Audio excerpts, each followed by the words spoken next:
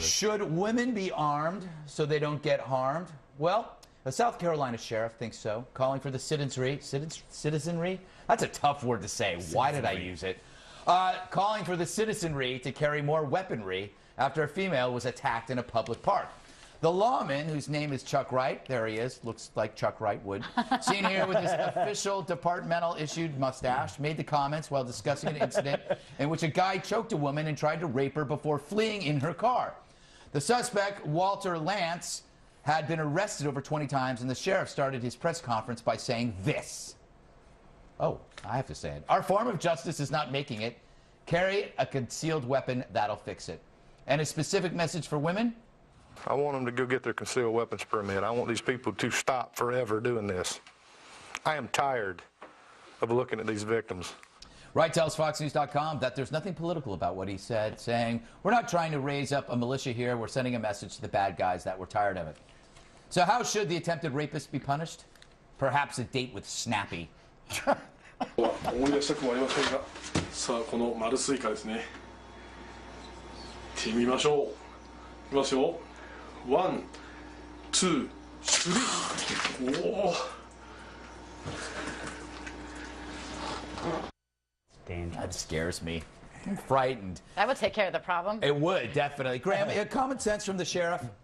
Common sense indeed. I think all women should have firearms, and when they suspect a man is sexually harassing them, they should shoot him. You know, that would make the system honest. Just shoot me, baby. Don't put me through all this bureaucratic crap. Take off a kneecap. I don't get it. Yeah, sheriff, go get him. Jesse, I'm guessing you're itching to stereotype the sheriff and Southerners in general, so here's your chance. I was going to do no such thing at all.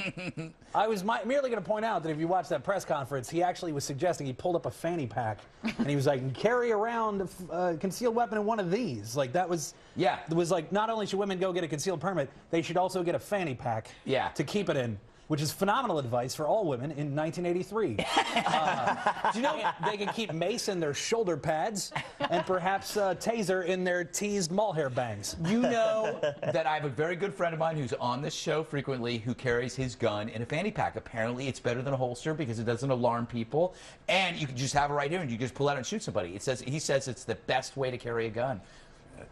Have Beck tell you the story about the time that he was held up at gunpoint and the balloons. It's fabulous. It's a fabulous. Well, congratulations, viewers, on not being in on this joke. Sorry. It has to be. Sorry. You know, if it involves Bob Beckel and balloons, there has to be something inside the balloons that isn't helium. Yes. Sorry. Remy, you're allegedly a woman. Do you agree with the sheriff? Allegedly? I'm kidding. Should more women be armed? You have a gun, right? No, I don't have a gun, but I do know how to way to tell all these muggers out there you don't have a gun. Or does she? Yes. Thank you, Jesse. Sure. I know how to shoot a gun, but I think this county sheriff is out of his mind. Really? On so many different levels. Oh, please. Not the obvious one, which is that study after study shows women will generally have the weapon used against them by the perpetrator. Number two. Not true. Yes, that's true. I can still say not true. Andy, go look it up. I know that's not true. I'm right on this. No. And number two. Wait, can I just point out, okay, firearm deaths have dropped as ownership goes up overall. So just so you know that. That's a Center for Disease Control statistic. If I'm a 6 foot tall man in good shape with a gun, I'll probably overtake somebody that's trying to attack me. But me, at my height and weight... That's when you shoot them. Well, just like plane crashes have gone down ever since we've had more planes. Yeah. I don't get it. I'm saying you're wrong. No. The more planes we have, the more likely there are going to be more plane crashes. Yeah, but there's less because people have more guns, the deaths have gone down. Well, yeah, but like in 1815, for example, there were 0 plane crashes. Can you prove that? I'd like you to prove your fact, Mr. Gutfeld. I'm not so sure that's true. The only other thing I want to say about this, other than who should carry guns and who shouldn't, the sheriff's comments about our system not working is such an uneducated, uninformed statement. You're from a defense attorney whose primary job is to get criminals No, off. that's not at all true. My job is to protect people's rights and to make sure that everybody else does their job. So basically you're saying you're going to protect the criminals and I can't have a gun to protect myself. No. That's what you're saying. I feel like Morton Downey Jr. No. No, actually, Remy's right, because I had the brain room look into this, and they said that that violent crimes went down by 100 deaths. It was 100 deaths from 2009 to 2010, which was the last years that they measured it. So she's kind of right on this. No, wait. Okay. I don't have much time here. Federal Centers for Disease Control. In the 1980s and 90s, Americans were killed by others with guns at a rate of 5.66 per 100,000 population. In this decade, the rate has fallen to just over 4.07 per 100,000. That's a 28% drop. The decline follows a five-fold increase in the number of shall issue and unrestricted concealed carry state laws from 86 to 2006 as firearm sales have rocketed. But one doesn't have anything to do with the other. Oh, unless it was different. Let me give you an example. Manhattan, impossible to get a firearm. Look at our crime rates. So one doesn't necessarily have anything to do with that. That might not have anything to do with the fact that it's hard to get a firearm here, or it might have everything to do with the fact that it has. But you see, those are two statistics that are great, but they're not necessarily incongruous. All right. But then again, if it had gone up, you would make the point that, look, it's gone up.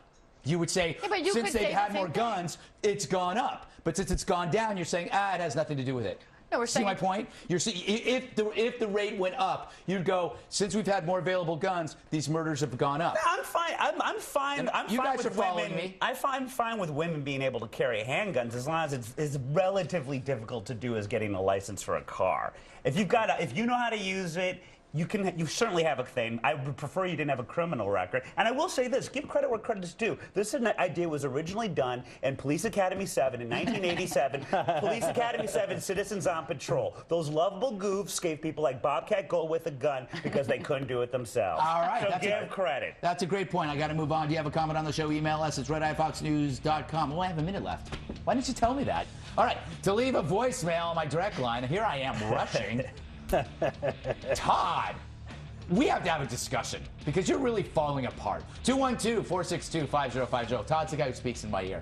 Still to come, the halftime report. It could mean anything. Yeah, it does, really. I don't even have an earpiece. TV Andy's leaving.